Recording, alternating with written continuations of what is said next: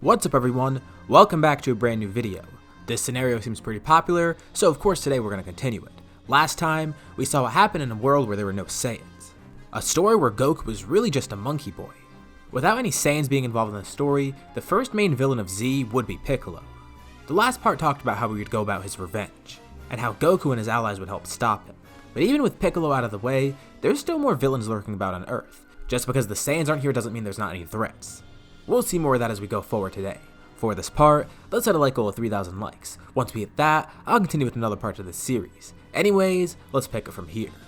After the events of the last part, Tenshinhan got thinking, wow, something about Goku's really changed.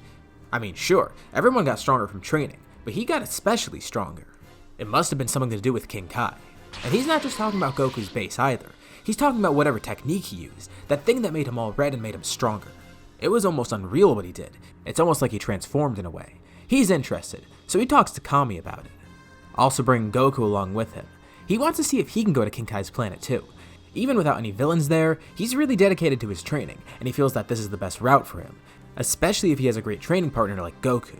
Goku actually really likes this idea. Even though he already defeated Piccolo, he wouldn't mind going back to King Kai's again. I mean, this is Goku we're talking about. He wouldn't say no to getting stronger. The two ask Kami and he agrees. After what happened with King Piccolo, well, they're on pretty good terms with King Kai. And obviously Kami too. They saved Earth, and did it in a really smart way too. Ten and Goku were the main ones that actually helped. Goku with his brute strength, and Ten using the Mafuba. King Kai wouldn't mind them coming to his planet. And so, the two of them go there. As for everyone on Earth, they continue their training too. Gohan is trained mostly by Chi-Chi and Krillin.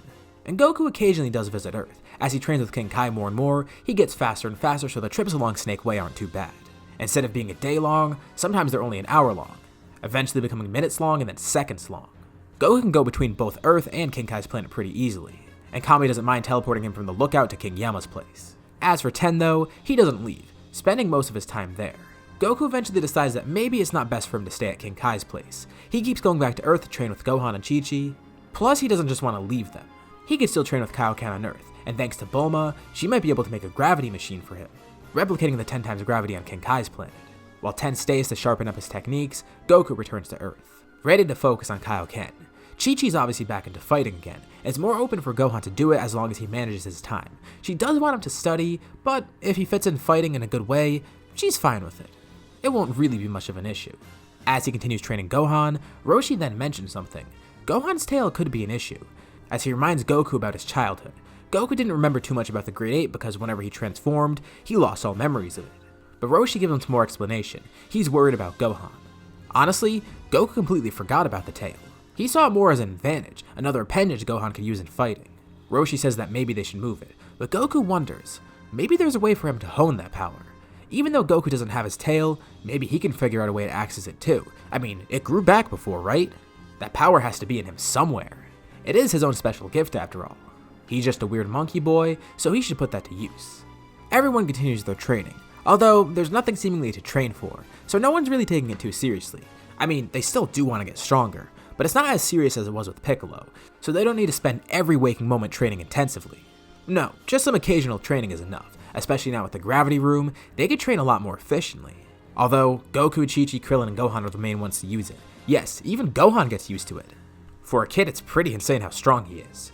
He must have inherited some of that strength from his parents. But there's only so much you could do in that gravity room.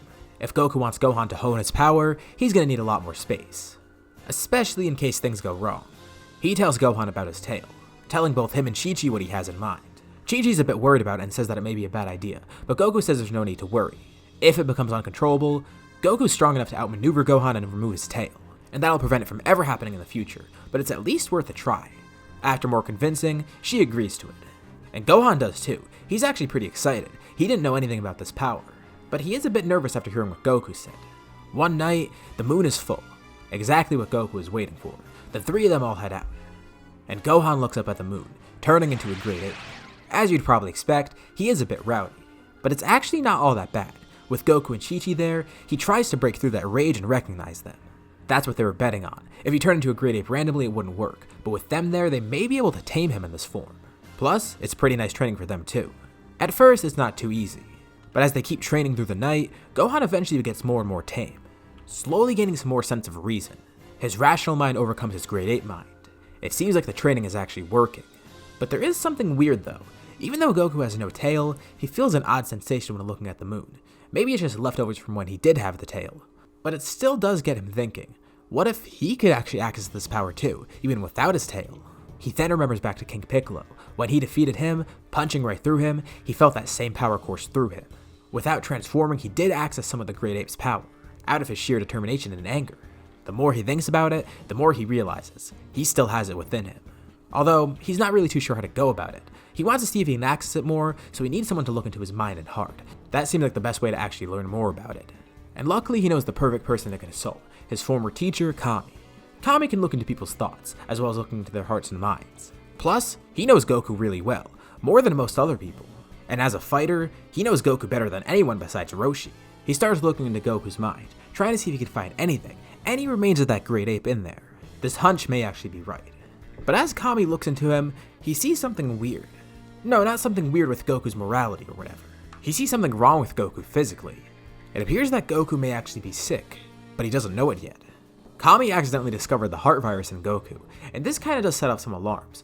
Luckily, they did catch it early. Goku hasn't really noticed any symptoms yet. But no one knows what it is. Goku goes to see Bulma. She is the smartest person he knows after all. People could detect the disease, but no one really knew what it was. In case you're new to the channel or don't know, I don't assume that Goku got the heart virus from Yardrat. I usually like to assume he got it from how he lived as a kid. It was never really confirmed where he got it from, but considering that he lived basically as a wild animal, it's just as likely that he could have gotten it from there. So even without space travel in this scenario, Goku would have the heart virus. Bulma starts trying to research it, seeing if she could find a cure. The good thing is it's dormant now, but no one knows when it'll actually take effect. The craziest part is people may have it besides Goku. For all they know, it could be a widespread disease that no one knows about. Bulma finding a cure for it could be a really good thing, not just for Goku, but everyone with it. But Goku has a great idea to help her.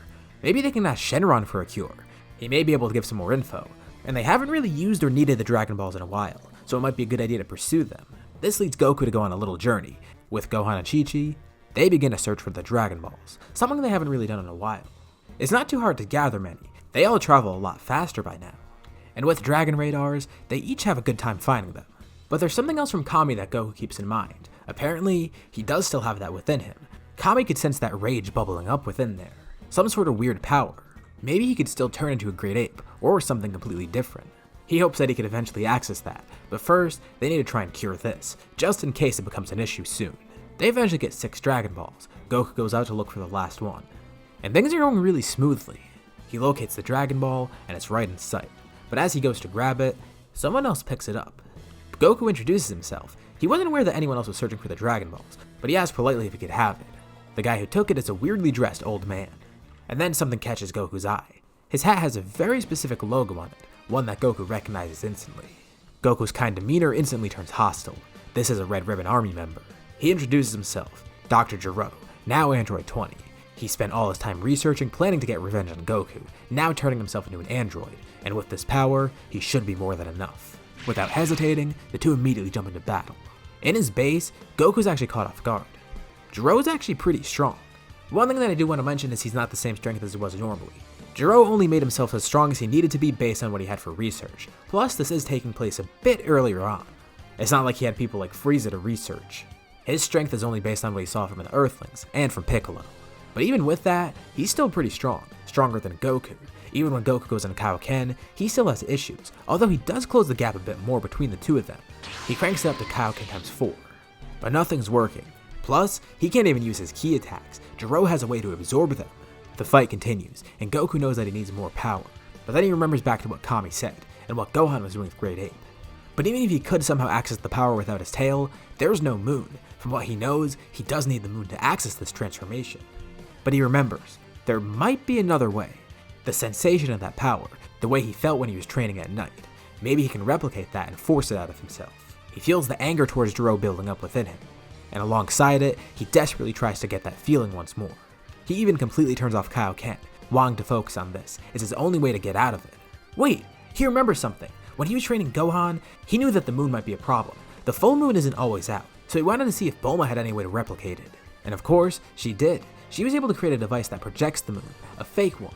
She wasn't too sure what causes them to transform either, but she assumed it had something to do with its light and radiation. Whatever it is, she was able to make a replica pretty easy. A simple projector that Goku can carry in his pocket, using it whenever he wants Gohan to transform. Quickly during the fight, Goku flings it out of the way, activating it as a fake moon appears in the sky. Gero's confused, wondering what it is, and Goku looks up, hoping it'll give him that feeling that he needs. And this time he doesn't resist it. He tries to make it happen, and immediately feels something changing. The power flows through him. But he doesn't transform, well, at least not completely into an ape. His power soars greatly, as the feeling of rage overpowers him. Gero notices this change. Something's weird about him now. But he's not too worried. He's ready to finish Goku right here and now. But suddenly, Goku reaches for the Dragon Ball, able to grab it and flinging it in the opposite direction, hoping that someone can find it later. And right after he does this, he's completely overcome with his rage, now in pure fighting mode. Goku has access to the power of a great ape in his humanoid form, and begins fighting Gero. This is just the boost that he needed. Gero has no data on this. It's almost like Goku transformed in a way. He had some data on Kaioken, but this isn't the same. It looks completely different and doesn't look like a technique, more like a transformation. Plus, the strength is way different too. And he never remembers seeing Goku this angry. Even during the fight, he goes to injure Gero, ripping one of his arms off, hoping that it'll prevent the energy absorption. He does the same with Gero's other arm, only being able to destroy his hand, which is just enough. Gero knows something's wrong. From all he studied from Goku, this isn't the way that he fights. It seems that he got a new power, and Gero might need to escape quickly, otherwise he's done for here. But even though he may have not been able to defeat Goku, it's not like this was his only plan. Of course he had a plan B. Quickly in his broken hand, he charges up a massive blast, and luckily it's still able to attack, launching it right at Goku's face. Of course Goku doesn't take too much damage, but this temporarily stuns him, as Gero immediately rockets off to escape. From this blast to the face, Goku kind of recollects himself. His hair drops back down and he doesn't feel that rage anymore. He kind of forgets what happened, but he begins thinking and remembers, wait, it worked! He was actually able to do it, but that's not really too important right now. What's important is that he stops this android. He doesn't know where Gero went, and flies off in a random direction hoping he's going the right way. He starts trying to contact everyone, telling them what happened. Kami even hears this too, and says he'll contact King Kai to bring Ten Shinhan here. They might need all the help they can get. There's no way this was Gero's only plan. He might have some backup that might be even more dangerous. Gohan goes to grab that last Dragon Ball, and brings the 7 of them to Bulma. Goku still seems in good shape, and the heart virus doesn't seem like an immediate threat, so they can ask for the wish later on. The good thing is they've already secured all the Dragon Balls, so they don't need to worry about that anymore. Now, they have a new goal. All the fighters group up and fly over to where Goku is. He tries to fill them in some more, but he didn't have too much info on this guy.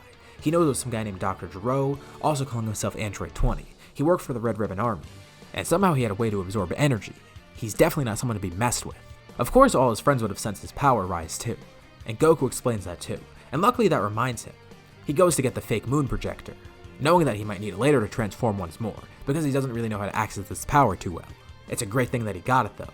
Not only will it help him in this fight, but it'll help him get stronger overall. Plus, Gohan can learn it too, without needing to transform into an actual great ape. They'll work on that once Gero's defeated. As for Gero himself, he's wondering what happened. He thought he properly calculated Goku's strength, as well as all his fighting abilities. I mean, after studying Goku for as long as he has, he thought he knew everything, but apparently not. It's almost like he transformed or something. It definitely has something to do with whatever device he threw down. That weird fake moon thing, it's almost like it caused him to get stronger. He ponders this as he gets back to his lab, knowing that he has no choice but to activate his backup plan. Or I guess, backup plans. He wasn't the only android. By now, since it is earlier on, Android 19 isn't done yet, but it's very close to completion. Although he's obviously not the only android, there were some before him. But Gero was worried about them. They may have been a bit too dangerous. The one thing he did know though is that they were really strong, stronger than even him and strong enough to defeat Goku if needed. Gero hopes this will work. He pulls out their pods and presses the button to awaken them. The 2 androids rise, 2 young twins that have been modified to be stronger and to kill Goku. Androids 17 and 18 have been activated, and this is where we'll leave off for now. So, what did you guys think about this part? Do you think Goku will be able to fully control his power? And do you think they can stop the androids? What else do you think is going to happen? Leave any thoughts and suggestions in the comments below. I'll be sure to check them out to see what you guys think. As always, if you like the video, be sure to drop a like. And let's try to hit that like goal from the beginning of the video so we can get another part of the series. If you haven't already, why not subscribe? As well as hitting the bell icon and get notified about any future parts of this What If, or any of the videos that I upload on my channel. Anyways, thank you all for watching, and I'll see you all in my next video.